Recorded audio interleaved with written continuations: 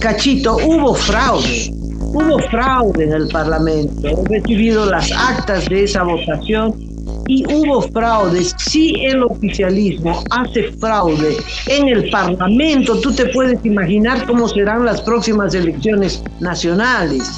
Vamos a tener que aumentar el número de parlamentarios allí donde haya más población, pero eso va a significar disminuir parlamentarios a otras regiones, robarle el triunfo que va a obtener Santa Cruz en el censo y decirle no te voy a dar lo que te corresponde en diputado.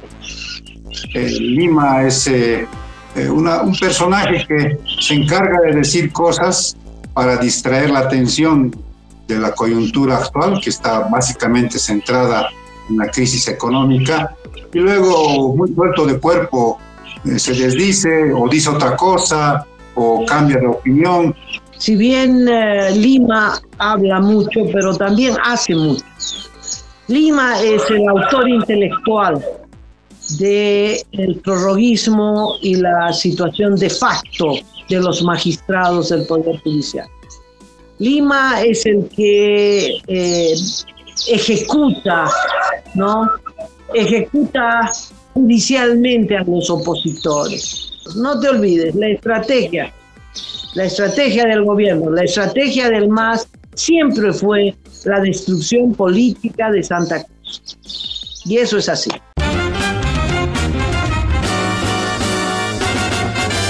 Esto es Cabildeo Digital.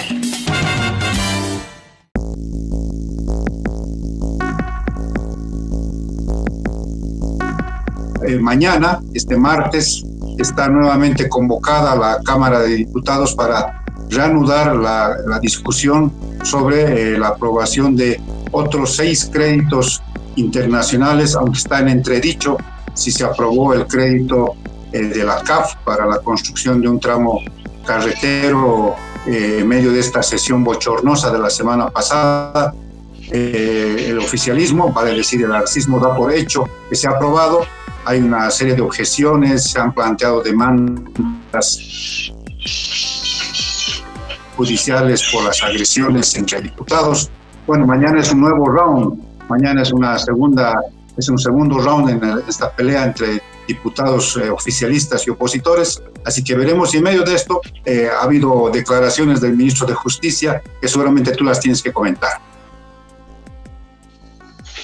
Sí, antes de pasar al ministro Lima, el ministro de la Injusticia, Cachito, hubo fraude en el Parlamento. He recibido las actas de esa votación y hubo fraude. Si el oficialismo hace fraude en el Parlamento, tú te puedes imaginar cómo serán las próximas elecciones nacionales. Es una vergüenza, ¿no? Que para ganar una votación tenga que hacer fraude y además recurrir a la violencia. La diputada Calizaya tendría que ir a un campeonato de Cachascán. Ha dejado knockouts, ¿no? El diputado José Manuel Ormachea tiene 6 días de impedimento. Otra de las víctimas de la golpiza del oficialismo, golpiza pero literal, de 4 o 5 días de impedimento. Ojalá la procesen y echen del Parlamento, porque una cosa es la discusión política y otra cosa es abusar del poder, saber que es impune, saber que a ella no se la puede tocar y que ella dé golpes para todo lado, aprovechando de su condición de mujer y aprovechando de su condición de impunidad por ser del oficialismo. Es atroz hacer fraude y ejercer violencia, además de haber movilizado los grupos de choque, la violencia verbal, la agresión verbal, el amedrentamiento, el acoso con el que se está moviendo la oposición en el Parlamento. Hubo fraude y es una pena porque los créditos habría que aprobarlos rápidamente por unanimidad, porque no hay razón de fondo para oponerse a los créditos. El tema es que se quiere aprobar los créditos y luego cerrar la discusión y no entrar al tema de los magistrados prorrogados, ¿no? lo que quiere la oposición es primero discutir el tema esencial, constitucional, de la permanencia de facto de los magistrados, resolver ese tema y luego ir a los créditos, y eso en media hora se resuelve, pero no lo están haciendo. Entonces el oficialismo está dando una batalla feroz, con fraude y con violencia, para aprobar los créditos y ratificar a sus prorrogados. Ahora sí quisiera pasar al tema de la declaración de Lima, que me sorprendió. Si me permites. Adelante, adelante. Bueno, el ministro Lima, el ministro que maneja la cartera de justicia, pero que ejerce la injusticia, que es el que manipula a los prorrogados y todo lo que tiene que ver con la injusticia en el país, ha hecho una declaración interesante. Plantea un referendo paralelo a la elección de los jueces. Cuando votemos por los jueces, que no se sabe cuándo será, posiblemente agosto o septiembre, Lima plantea hacer una modificación parcial de la Constitución y aprobar esa modificación parcial de la Constitución en el referendo. ¿Sobre qué punto? Sobre el tema de la redistribución de curules. En marzo próximo, 23 de marzo, vamos a realizar el censo en todo el país, este censo por el que tanto se ha peleado, particularmente Santa Cruz. ¿Por qué Santa Cruz ha peleado por el censo? Primero por obtener más presupuesto, porque recibe más gente, recibe todos los días gente del resto del país, y la gente que llega de otras regiones del país no llega con su presupuesto bajo el brazo, sino con el mismo presupuesto estancado de Santa Cruz. Hay que resolver todos los problemas de salud, de educación, carreteras, caminos, etc. Entonces Santa Cruz necesita más presupuesto, y para eso ha pedido pesos. Pero el otro punto es la representación política. El número de parlamentarios, de diputados que Santa Cruz tendría que incrementarse porque aumentó su población.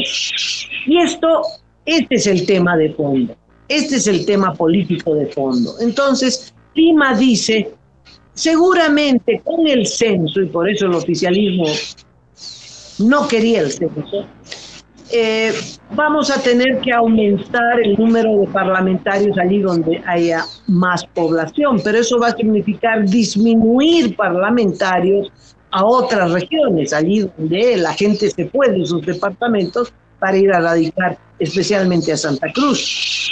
Es un tema, es un conflicto sobre la mesa. Entonces Lima dice, hagamos una reforma parcial y llevemos esto al referendo. No sé si ya está adelantando escatimarle, robarle el triunfo que va a obtener Santa Cruz en el censo y decirle no te voy a dar lo que te corresponde en diputados. Es decir, se abre un conflicto grande y el gobierno, que se rió de la propuesta de hacer un referéndum judicial que lo plantearon los juristas independientes, pues ahora pasa a ser una propuesta del oficialismo, pero no para avanzar, sino para retroceder. Hay que tomarlo con beneficio de inventario, ¿no? Por lo menos es mi criterio personal, porque de Lima se escuchan varias cosas. Planteó hace unos días también un referéndum para el tema de la habilitación de la candidatura de Evo Morales. Días después dijo que no planteó eso, sino hizo una simple pregunta y se desdijo, ¿no? Lima planteó 4 veces la reforma judicial, primero convocando a notables, luego entablando conversaciones con los juristas independientes, y después terminó enterrando todas esas posibilidades que él mismo abrió, ¿no? Lima es un personaje que se encarga de decir cosas para distraer la atención de la coyuntura actual, que está básicamente centrada en la crisis económica, y luego, muy suelto de cuerpo, se desdice o dice otra cosa, o cambia de opinión. Habrá que ver si esto tiene algún tipo de finalidad en la coyuntura actual. Está verdaderamente ligado con el tema del censo. Hay que ver si no es una especie de estrategia de generar algún tipo de conflicto regional, ¿no?, entre los departamentos que ganen escaños, que no solamente va a ser Santa Cruz, me imagino que también va a ser Pando, que tiene ahora mucha población que ha migrado del occidente hacia el departamento de Pando, en detrimento, por ejemplo, de Oruro, de Potosí, de La Paz y eventualmente de Chuquisaca. Tarija es otro departamento que ha recibido en el último tiempo mucha migración de otras regiones del país. Entonces, ese es por un lado. Y por otro lado, tendrá la cantidad de parlamentarios como para impulsar una ley que luego necesite 2/3 para aprobación, tratándose de una reforma parcial de la Constitución. Parece que no, entonces, pues vuelvo a este razonamiento inicial, que don Iván Lima nos tiene acostumbrados a estas cosas, que luego se desdice, o cuando no encuentra viabilidad de las cosas, muy suelto de cuerpo, cambia de opinión. Pero en el caso del censo está aproximándose la fecha de la realización del operativo censal. Hay todavía falta de censistas. Lo que ha hecho el INE en el caso de Santa Cruz, que es lo más llamativo, es hacer que en los condominios Amalia se designe un agente censal. Ante esta falta de ánimo de gente que se comprometa a ser de censistas, se está nombrando por condominio una persona, un vecino, que se encargue del levantamiento de los datos. Están llegando, digamos, a ese tipo de mecanismos para garantizar que haya agentes censales el 23 de marzo. Entonces, seguramente en esta semana se va a informar ya de los números ya definitivos de la cantidad de agentes censales, y con eso se va a ir al operativo del 23 de marzo, ¿no? Entonces, una vez que suceda eso, se calcula que hacia agosto, septiembre de este año se van a entregar los datos preliminares, y hacia fines de 2024, quizás incluso principios de 2025, se estén entregando los resultados finales del censo, con lo que se va a pasar a la modificación de los escaños parlamentarios. Y solamente con los resultados definitivos es que se hace la reasignación de diputaciones para cada departamento. Sí, yo alerto de esta posibilidad, Cacho, porque si bien Lima habla mucho, pero también hace mucho. Lima es el autor intelectual del prorroguismo y la situación de facto de los magistrados del Poder Judicial. Lima es el que ejecuta, ¿no? Ejecuta judicialmente a los opositores. Un caso aberrante es el de Raúl Uría. Es el dirigente de las juventudes de los Yungas. Está detenido desde hace 1 año y 5 meses y le siguen aumentando, que otros 3 meses más, otros 3 meses, acusado de portar armas y dinamita. Una acusación así es que te tienen que encontrar las armas y la dinamita. Si te acusan de portar armas y dinamita, te tienen que haber detenido con armas y dinamita. Y esto no fue así. A este chico lo bajaron de una flota que iba al Beni, lo bajaron a la 1 de la madrugada y portaba un pequeño bolsito con su ropa, ¿no? En 1 año y 5 meses no le han podido probar absolutamente nada. Allanaron su casa en los Yungas, bueno, y sigue. ¿Y quién es el autor de esto? El señor Lima.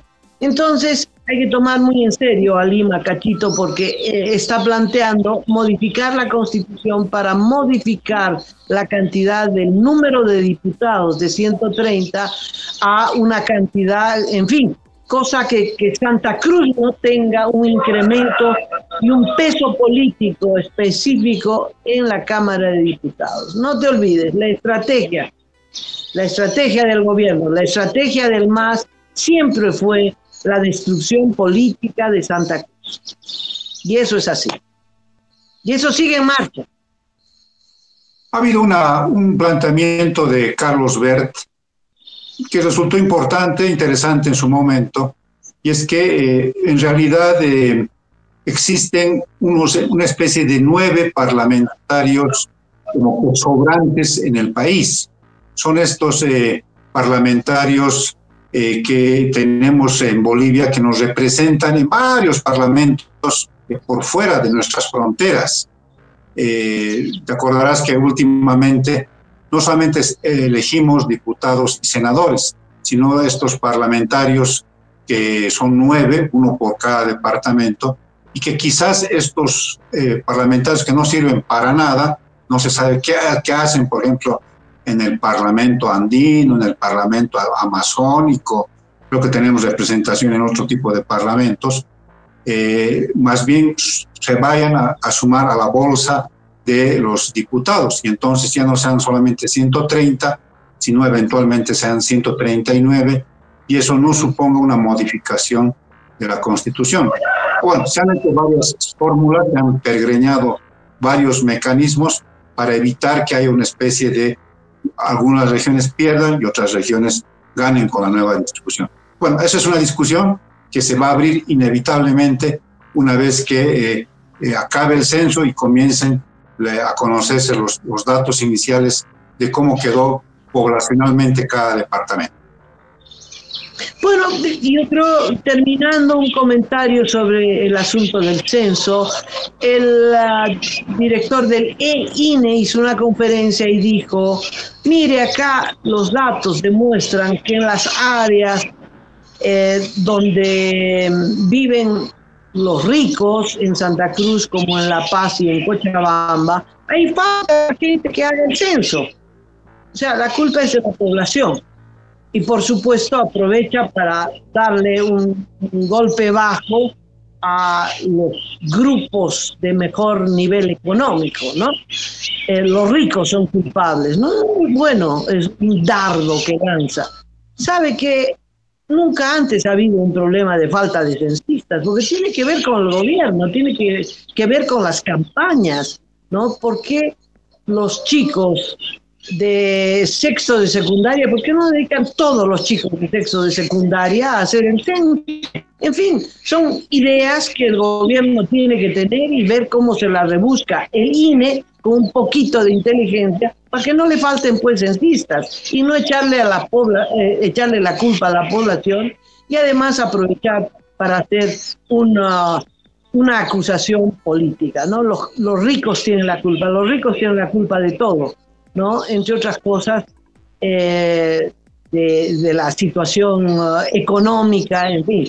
Entonces, yo creo que es el INE el que tiene que dar respuestas y no esperar que la población, ¿no? Por conciencia o por lo que fuera, se inscriba voluntariamente a hacer el censo. Pues iniciativa es lo que necesitamos y salvar el censo necesitamos. Un censo que no tiene la pregunta, ¿es usted mestizo? Hubiera querido que exista esa pregunta, pero por el silencio, esa pregunta también se va a responder. Es decir, hay una pregunta para la identificación étnica, es que usted es originario, indígena, aymara, quechua.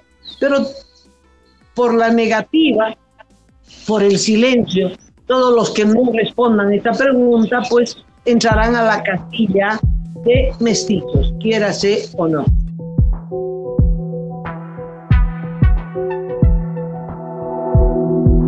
Aporta a Cabildeo Digital y apoya al periodismo independiente.